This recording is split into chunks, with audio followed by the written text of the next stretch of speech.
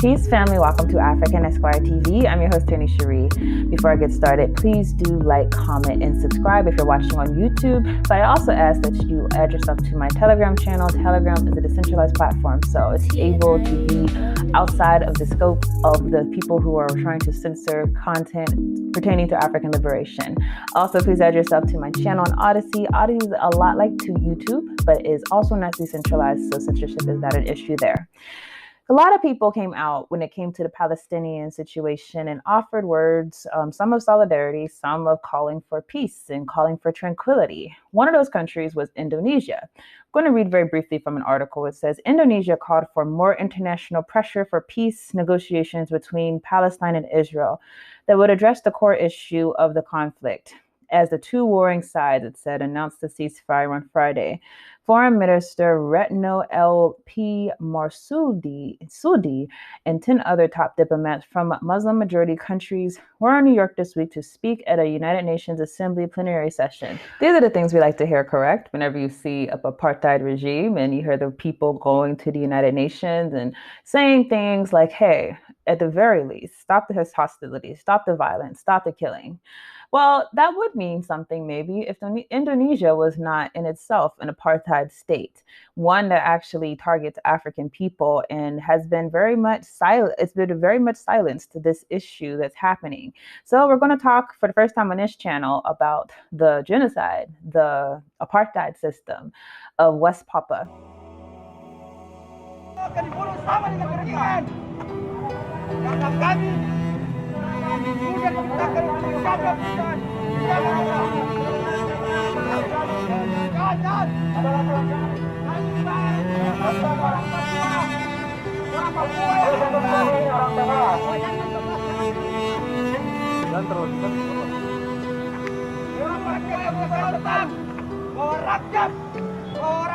Harus dimusnahkan, harus dibunuh.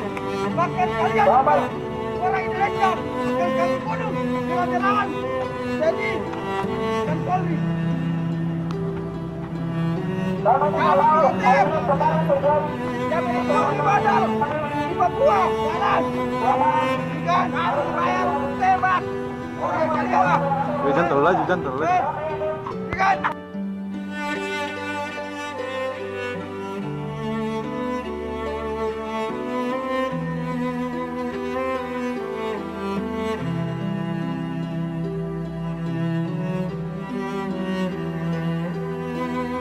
Violence has flared in West Papua with journalists and activists targeted, and an internet blackout and villagers forced to flee into the jungles.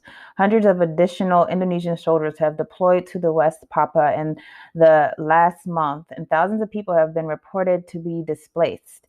The military crackdown in Puncak has escalated since the death of a senior Indonesian police chief in a shootout with the West Papua National Liberation Army in late April. President Joko Widodo told Indonesia media that he has ordered security forces to chase and arrest all rebels, while Bambang Susatyo, chairman of the People's Consultative Assembly, told the government to destroy them first.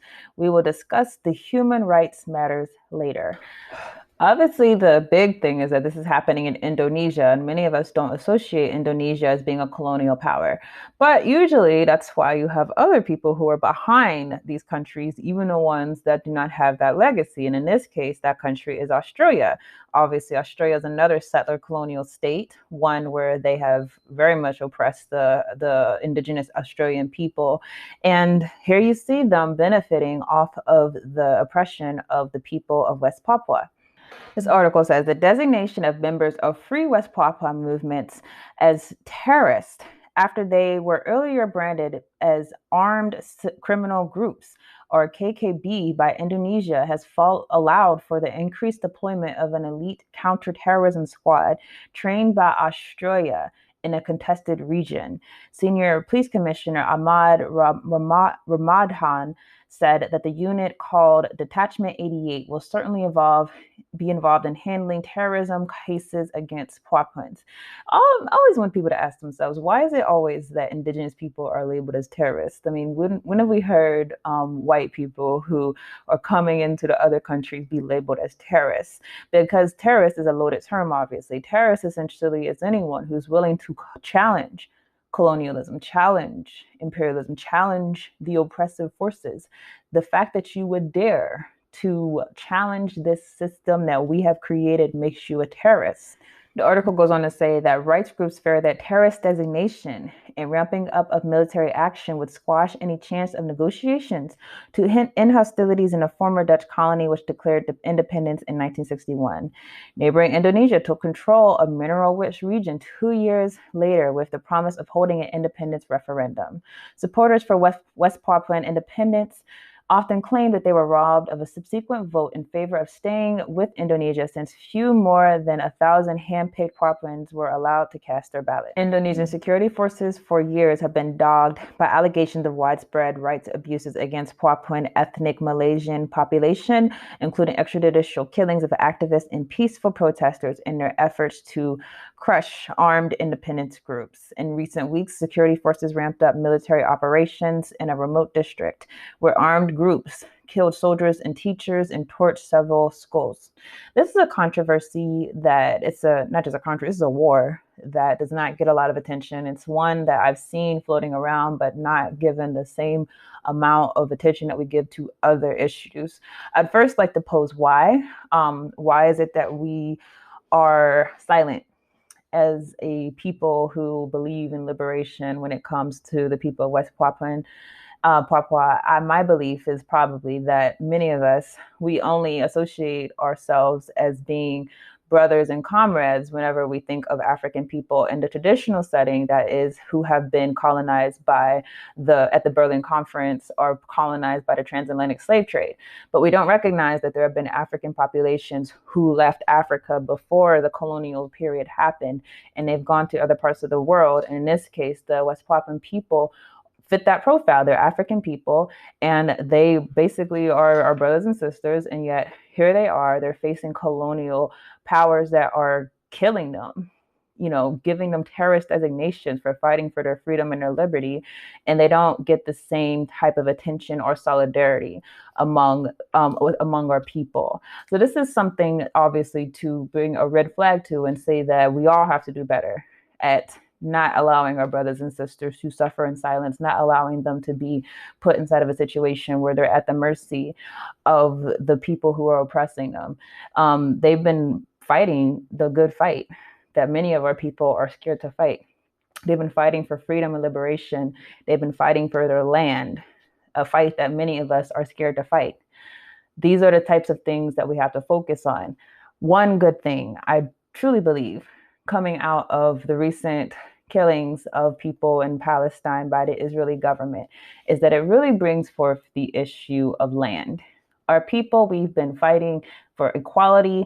We've been fighting for the ability to integrate, but not necessarily fighting for sovereignty, fighting for independence, and fighting for self-determination.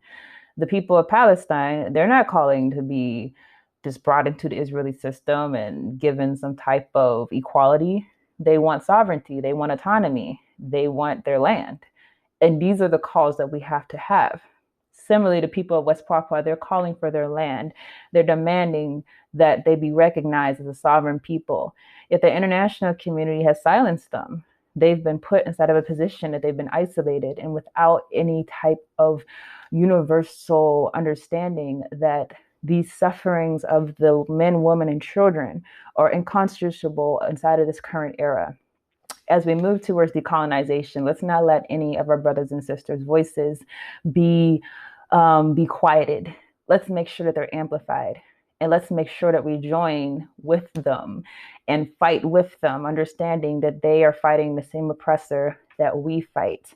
It's a global system, and it's only up to us to rid ourselves of it, but we can't do it separately. We have to do it collectively. That's what I have on this. I would love to hear your thoughts. I will see you all in the next video.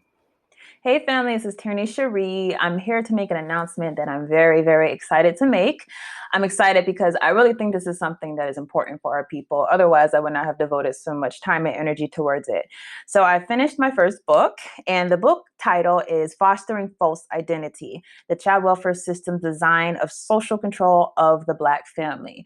Now, why is this book something that I think will be very important for our community? Well, number one, it's dealing with the system of white supremacy, particularly the way that the system has targeted our children. If you don't know, our children are literally our future. Without our children, we have no future.